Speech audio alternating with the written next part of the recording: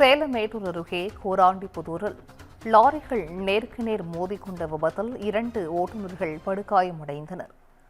கூடுதல் விவரங்களை செய்தியாளர் முத்துகிருஷ்ணன் வழங்கிட கேட்கலாம். முத்துகிருஷ்ணன் வணக்கம். இந்த விபத்து குறித்தான முழு விவரங்கள். வணக்கம்.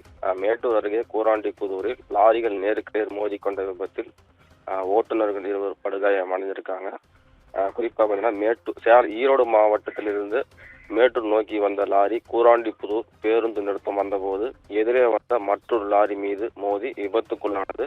இந்த விபத்தில் கர்நாடகா மாநிலத்தை சேர்ந்த லாரி ஓட்டுநர் பல்வின் வயது 35, திருநெல்வேலி மாவட்டத்தைச் சேர்ந்த லாரி ஓட்டுநர் ஈஸ்வரன் ஆகிய இருவரும் படுகாயமடைந்து லாரியில் சிக்கிக் கொண்டனர்.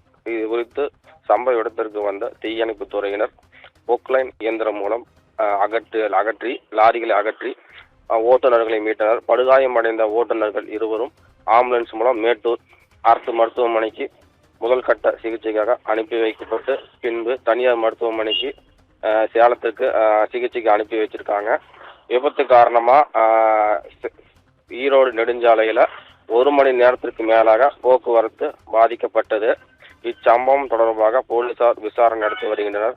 மேலும் அந்த பகுதியில் அடிக்கடி விபத்து நடப்பதால் வேகத்தடை அமைக்குமாறு அந்த பகுதி மக்கள் அரசுக்கு கோரிக்கை வச்சிருக்காங்க. சிந்திஜா. நன்றி முத்துகிருஷ்ணன். விவரங்களை வழங்கியமைக்கு நன்றி.